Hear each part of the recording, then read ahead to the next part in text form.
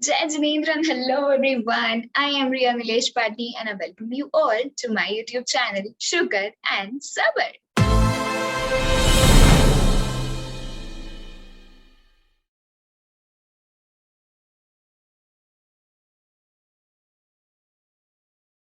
Okay, so this is the revision schedule which I have for all of you guys. Let me explain you the structure once. उसके बाद अपन strategy पे चलते हैं. सबसे पहली बात कि इस तारीख से लेकर इस तारीख तक आप लोग ये पर्टिकुलर सब्जेक्ट पढ़ोगे और उसके बाद इस डेट पर उस सब्जेक्ट का पेपर दोगे. I hope this is simple. Paper solving का एलिमेंट कितना ज्यादा इंपॉर्टेंट है ये मैंने बहुत बार कहा है, आप लोगों को डीएम्स में भी कहा है, यहाँ भी कह रही हूँ कि paper solving is very very very important. बिना टाइम वेस्ट किए let's move on to the revision schedule. सबसे पहला, अब क्योंकि I know you have just completed your syllabus, तो ऐसा हो सकता है कि जो एकदम शुरू शुरू में पढ़ा था अब वो याद नहीं है, या you are not very confident about few topics. तो उस सब चीजों को ध्यान में रखकर मैंने आप लोगों से कहा था कि एनी हाउ 18 मार्च तक सिलेबस कंप्लीट कर देना और उसके बाद बचे हुए 3 दिन 2 दिन आप लोग पूरी तरीके से वो सारे टॉपिक्स करोगे जिस पर आपको लग रहा है कि यार क्लास में ध्यान नहीं दिया था, या थोड़ा बहुत कॉन्फिडेंस नहीं है, या कुछ पेंडिंग वर्क है, जो कुछ भी है वो 3 दिन में आप कवर कर लेना. Because I am here with the revision schedule starting from 21 मार्च. अगर आपने पिछला वीडियो देखा होगा तो जिन लोगों का 20 मार्च तक रिविजन हो चुका था पहला, उन लोगों का सेकेंड रिविजन 21 मार्च से मैंने शुरू करवा दिया. तो आप लोगों को थोड़ा पेसअप करना पड़ेगा. डोंट वरी, मैंने आप लोगों के लिए भी 3-4 रिविजन प्लान किए. इनफैक्ट अगर आपको किसी भी तरीके से ऐसा लग रहा है कि आपका 21 मार्च तक नहीं हो पाएगा तो टेंशन लेने की जरूरत नहीं है. आप लोग चाहो तो फोर्थ रिविजन स्किप कर सकते हो और फर्स्ट रिविजन का थोड़ा सा टाइम एक्सटेंड कर सकते हो, लेकिन सिर्फ थोड़ा सा. एंड बाय थोड़ा सा आई मीन 2 या 3 दिन टू द मैक्स. ठीक है. Okay, now to begin with first revision plan. सबसे पहले आप लोग आपका फर्स्ट रिविजन शुरू करोगे 21 मार्च से लेकर 26 मार्च तक. अकाउंट्स की पढ़ाई आप करोगे और 27 मार्च को रात में आप अकाउंट्स का पेपर छुड़ाओगे. फर्स्ट रिविजन है तो I want you all to focus first on the study element. Paper बाद में अपन कवर कर सकते हैं, लेकिन सबसे पहले जरूरी है कि आप पढ़ाई पर ध्यान दो. आपके एक बार कॉन्सेप्ट्स क्लियर हो जाए, आप लोगों में थोड़ा सा कॉन्फिडेंस आ जाए कि आप लोगों को चीजें आती है, उसके बाद पेपर सॉल्विंग प्रैक्टिस का पार्ट हो जाएगा. ठीक है. फिर भी मैंने यहाँ पर आप लोगों को थोड़ी सी हैबिट में लाने के लिए पेपर सॉल्विंग का स्लॉट रखा है. अब इसमें 6.5 डे का कैलकुलेशन सिंपल है, मैं एक बार फिर भी बता देती हूँ. 21, 22, 23, 24, 25, 26 ये हो गए 6 दिन. और 27 का क्योंकि मैंने आपको रात में या शाम में पेपर सॉल्व करने कहा है तो उसका आधा दिन, ये हो गए 6.5 दिन. और जो बचा हुआ आधा दिन आप पेपर छुड़ाने वाले हो, तो ओवरऑल एक हफ्ते में आप एक सब्जेक्ट को कॉम्प्रिहेंसिवली कवर कर रहे हो. ठीक है. अब एक बात मेरी अच्छे से ध्यान में रखना, जो मैंने प्लान बनाया है वो जनरली मॉर्निंग स्टूडेंट्स को कंसिडर करते हुए बनाया है, जिन अर्ली बर्ड्स जिसे कहते हैं अपन. पर इफ यू थिंक कि आप नाइट आउल हो तो आप लोग नाइट के जगह मॉर्निंग, मॉर्निंग के जगह नाइट, जो भी पर्टिकुलर चेंजेस आपको करने हैं, you are free to do that. ठीक है. अब यहाँ पर मैंने इवनिंग या नाइट में पेपर सॉल्विंग इसलिए बोली है क्योंकि वी मॉर्निंग पर्सन्स, हम लोगों से रात में पढ़ाई नहीं होती. रात में अगर आप पेपर सॉल्व कर लेते हो तो वो टाइम भी यूटिलाइज हो जाएगा. अब यहाँ पर मैंने लिखा भले ही नाइट है, लेकिन आई वुड रिकमेंड यू कि शाम में 5 बजे के आसपास पेपर लिखने बैठ जाना यार. बिकॉज फिर आप उसको चेक करोगे तो आपको थोड़ी बहुत उसमें गलतियां मिलेगी, आपको रियलाइज होगा कि इन चीजों पर आपको वर्क करना चाहिए. तो आप थोड़ा बहुत 3-4 घंटे रात में जाकर उसको कवर कर सकते हो, इसलिए बोल रही हूँ. बाकी अगर पढ़ाई नहीं होती है तो बिना पढ़ाई कंप्लीट किए मिनिमम 90% आपकी पढ़ाई हो जानी चाहिए. अगर 90% तक पढ़ाई नहीं होती है तो पेपर लिखने मत बैठना. ठीक है. क्योंकि पेपर लिखने का मकसद at least for me is to boost the confidence and also to test कि अपन कितने पानी में अभी, राइट. तो अगर आप पेपर पढ़ाई करोगे 70% की तो आपको मार्क्स आएंगे 30-35 के आसपास. कॉन्फिडेंस लो हो जाएगा, मैं वो नहीं चाहती. इसीलिए जब तक आप कॉन्फिडेंट फील ना करो, आपको नहीं लगे कि आपकी पढ़ाई हो गई है, पेपर मत देना. Alright, moving on. लॉ की पढ़ाई आप करोगे 28 मार्च से लेकर 2 अप्रैल तक. देखना ध्यान से, अप्रैल मंथ में घुस गए हो, प्लीज सीरियस हो जाना because you guys are already running a little late. तो आई वुड रिकमेंड यू कि अब और टाइम वेस्ट मत करना यार, थोड़ा सा सीरियस हो जाओ. कुछ भी रीजन हो सकता है आपको लेट होने का. आइडियली इस टाइम तक रिवीजन आपका स्टार्ट हो जाना चाहिए था, पर नहीं होता है. कोई बात नहीं, लेकिन अब मन लगाकर पढ़ाई करना, चाहे जो भी रीजन रहा हो, डजेंट मैटर नाउ, जो हो गया वो हो गया, राइट? तो 28 मार्च से 2 अप्रैल तक लॉ की पढ़ाई करना, एंड सेम 3 अप्रैल को लॉ का पेपर छुड़ा देना। उसी तरीके से मैथ्स एंड इकोनॉमिक्स के लिए भी 4 अप्रैल से 9 अप्रैल आप मैथ्स की रिविजन करोगे, सॉरी पढ़ाई करोगे। फर्स्ट टाइम पढ़ रहे हो इसलिए रिविजन नहीं बोल रही हूँ, पढ़ाई करोगे। और उसके बाद 10th को पेपर दे दोगे। 11th to 16th इकोनॉमिक्स का स्लॉट है, और 17th को आप इकोनॉमिक्स का पेपर दे दोगे। इकोनॉमिक्स के लिए आई वुड रेकमेंड यू कि चाहिए तो 2 पेपर्स छुड़ा सकते हो। ऑलराइट, अब एक बात ध्यान रखना, फर्स्ट रिविजन में क्या क्या आता है। सबसे पहले ये कि आप मॉड्यूल पढ़ोगे, पढ़ोगे इन द सेंस, अब मैं ये नहीं बोल रही कि थियोरी चैप्टर्स लेके बैठो और पढ़ो, right? And also to remind you guys, I'll also be coming up with the most important topics for each subject कि जो आपने कवर करने ही चाहिए, और जो आपके कवर नहीं हुए हैं उसे आप कैसे इंक्लूड कर सकते हो अब, या एटलीस्ट ये इंश्योर कर सकते हो कि आप उसको 100% छोड़कर मत जाओ एग्जाम में। ट्रस्ट मी यार, अगर आप पेपर 100% लिखोगे ही नहीं तो आपके मार्क्स 50-70 तक आएंगे भी नहीं, ठीक है? तो जहां तक पॉसिबल है कुछ छोड़कर मत जाना। इफ एट ऑल कुछ होता है तो एकदम लो वेटेज वाले पॉइंट पे छोड़कर जाना, अगर चाहिए तो, because you have sufficient time ahead. 2 महीने हैं अभी भी आपके पास, कर सकते हो, प्लीज कर लो यार, छोड़ो मत कुछ भी। ओके, उसके बाद इस तरीके से आप करोगे, मॉड्यूल करोगे, आरटीपी करोगे, एमटीपी करोगे, अगर कोई एजुकेटर के नोट्स है तो वो करोगे।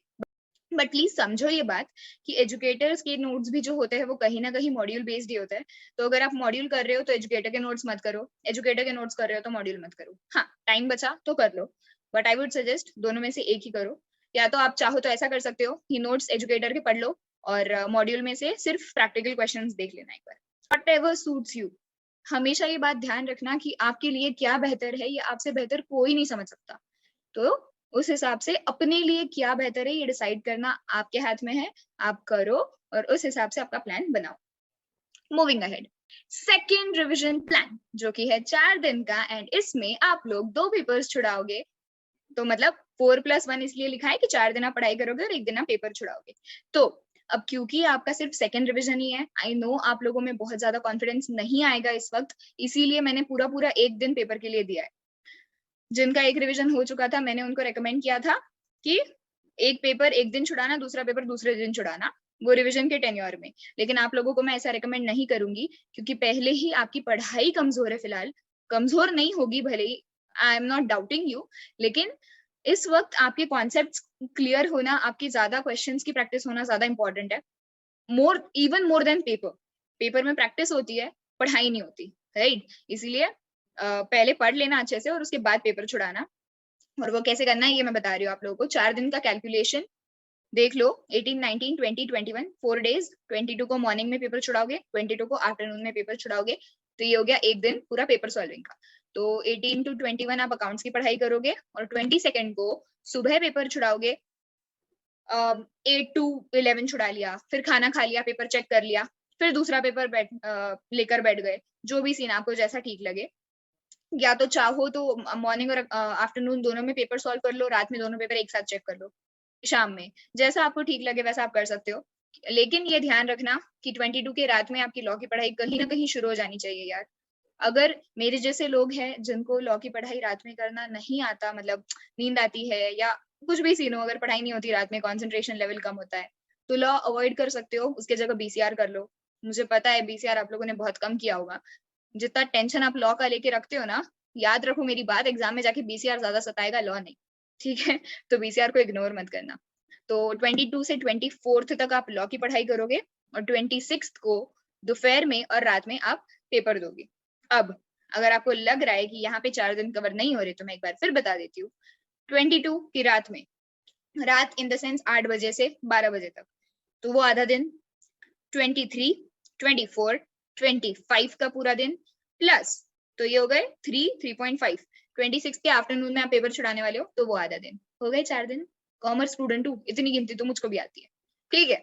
हाँ, तो 22 से 26 के आफ्टरनून तक आप लॉ की पढ़ाई करोगे और उसके बाद पेपर्स दोगे। देन तब के तब लॉ का पूरा निपटा लेना, पेपर्स चेक कर रख लेना, जो भी गलतियां आए अंडरलाइन कर लेना। बीसीआर में अगर कुछ इडियम्स नए समझ आते हैं, मीनिंग्स नए आते हैं, तो उसको थोड़ा दिमाग में रिटेन करने की कोशिश करना। लॉ में कौन सा पार्ट वीक है, कंपनी लॉ वीक है, पार्टनरशिप एक्ट वीक है, क्या चीज है उसको जरा ध्यान से देख लेना और लिख कर रखना, क्योंकि आपको अगले रिविजन में उस पर ज्यादा काम करना होगा।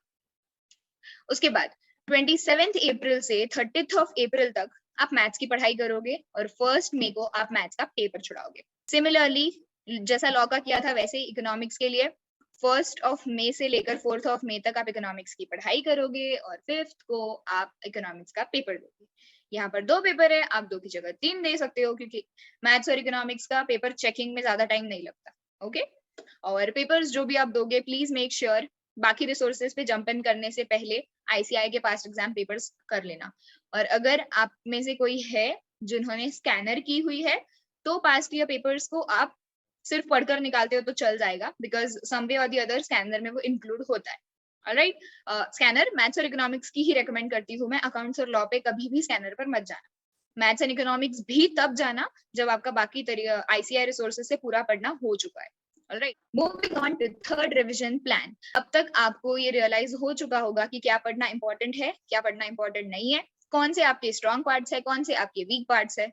तो वो सब चीजों को अब ध्यान में रखते हुए आपको थर्ड रिवीजन की पढ़ाई करनी है। फर्स्ट रिवीजन और सेकंड रिवीजन में हर वो क्वेश्चन को टिक करना जो आपको नया लग रहा है, हर वो एडजस्टमेंट को अंडरलाइन या हाईलाइट करके रखना जो आपको लग रहा है एग्जाम में बन सकती है, या इसका ट्रीटमेंट आपको पहले 1-2 बारी में नहीं आया सॉल्व करने।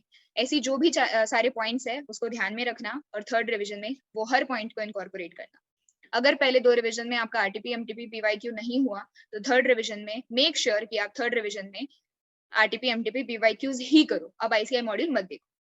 ठीक है, I have always recommended self notes self notes self notes. अगर आपने सेल्फ नोट्स नहीं बनाए हैं आपको बहुत दिक्कत जाने वाली है, मेरी बात लिख कर ले लो, क्योंकि वो 1.5 डे में आप इतने कंफ्यूज हो जाओगे कि कहाँ से पढ़ना है कहाँ से नहीं, and then it will all result into confusion and you reading nothing at all. और अगर आपने अभी तक नोट्स नहीं बनाए तो don't worry, I have a surprise for all of you guys जिन्होंने भी नोट्स नहीं बनाए हैं, particularly for economics and law.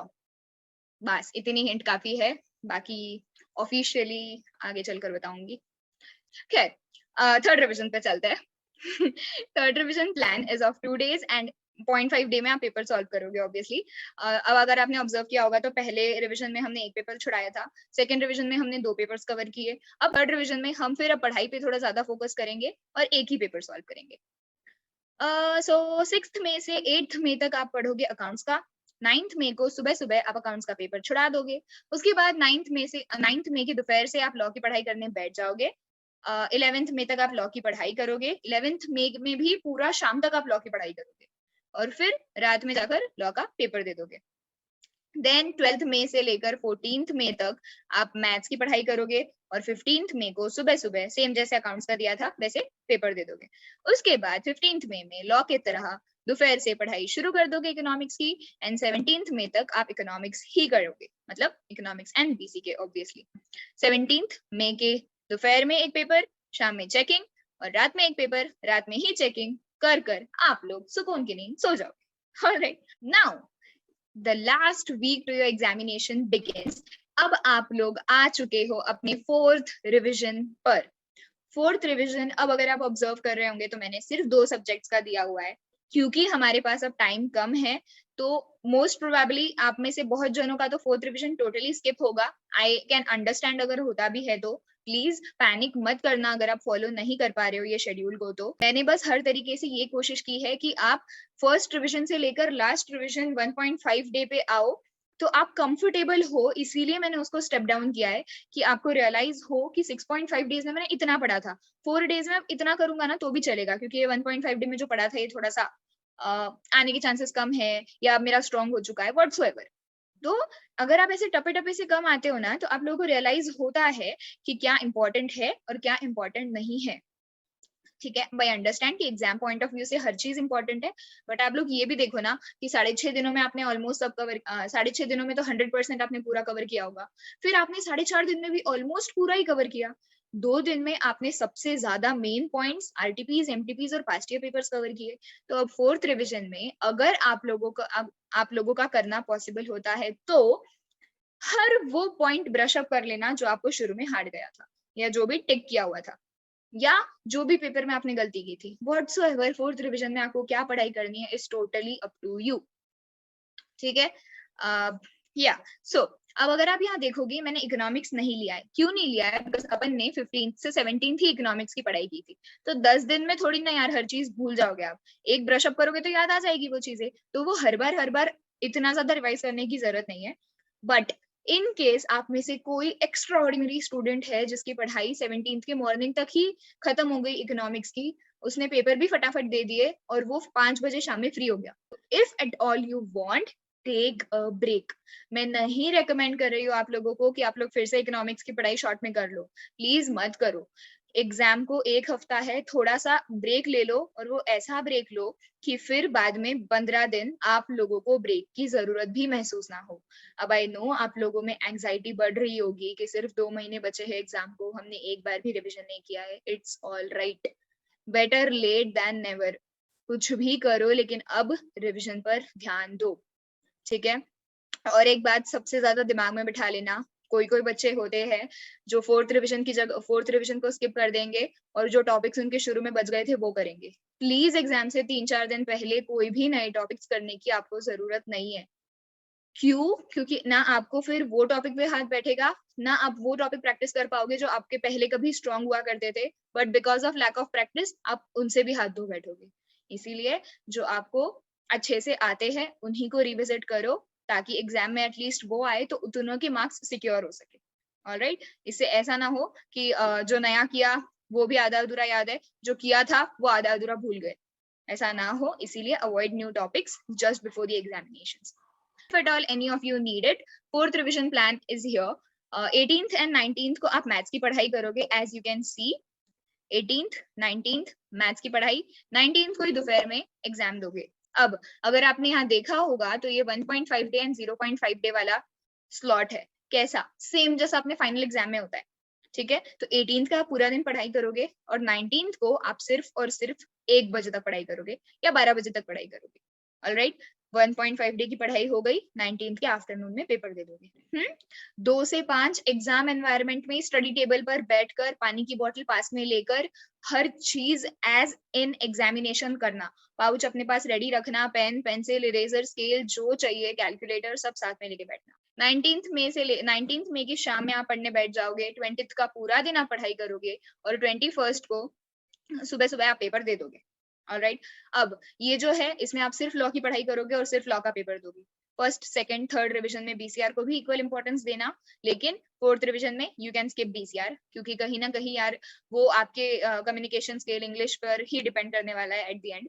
तो आप अभी उसमें कितना भी पढ़ लो, कितने भी एसेज लिख लो, कुछ खास होने वाला है नहीं, फर्क है ना। तो बस इतना ध्यान रखना कि आपके टाइम पर मे के एग्जाम से पहले जो भी रीसेंट कुछ इवेंट्स होते हैं ना, आप उस पर थोड़ा सा ध्यान दे दो और उससे रिलेटेड कुछ कोड्स लर्न करके चले जाओ, ताकि आपको अगर एग्जाम में ऐसे आता है तो आप कोड कर सकते हो। क्योंकि और अब लाइक हम लोगों के अटेम्प्ट के टाइम पे COVID was very new, so we got 2 to 3 writing skills question based on COVID itself.